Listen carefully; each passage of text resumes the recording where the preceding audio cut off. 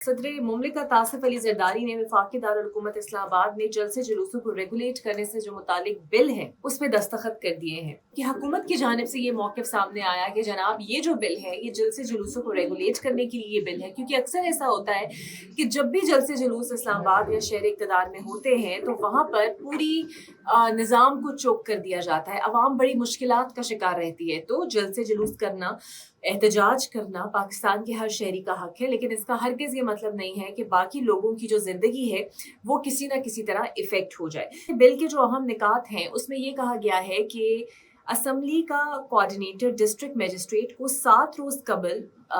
किसी भी जलसा जुलूस करने की तहरीरी दरख्वास्त देगा। अगर डिस्ट्रिक्ट मजिस्ट्रेट उसकी इजाज़त नहीं देता तो फिर आपको जलसे की इजाज़त नहीं है, और वो आपको तहरीरी तौर पर ये बताएगा कि आया जलसे की इजाज़त किन वजूहात पर नहीं दी गई। इजाज़त देने से कबल जो मजिस्ट्रेट होगा वो इस बात का मजाज होगा कि सिक्योरिटी की तमाम तर सूरत हाल जो है वो उसका जायज़ा ले मुकम्मल तौर पर, सिक्योरिटी क्लियरेंस ले अदारों से कि आइदर कोई थ्रेट तो मौजूद नहीं है, कोई इशू तो यहाँ पर नहीं हो सकता। अगर यहाँ पर कोई जलसा या एहतजाज आप करने जा रहे हैं, कोई प्रोटेस्ट करने जा रहे हैं तो किसी भी किस्म का कोई सिक्योरिटी रिस्क तो नहीं है,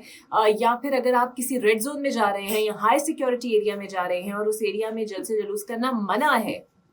उसका मजाज भी वो डिस्ट्रिक्ट मजिस्ट्रेट ही होगा जो आपको बताएगा। पब्लिक सेफ्टी या फिर कौमी सिक्योरिटी के लिए आपका जलसा कोई रिस्क बन सकता है, अमन और अमान के लिए रिस्क बन सकता है, आपकी रोजमर्रा की सरगर्मियां कुछ ऐसी हैं या फिर आपकी रेपुटेशन पीछे स्टेक से ऐसी चलती हुई आ रही है, तब भी आपको पाबंदी लगाई जाएगी और आपको तहरीरी तौर पर उस पर आगाह किया जाएगा।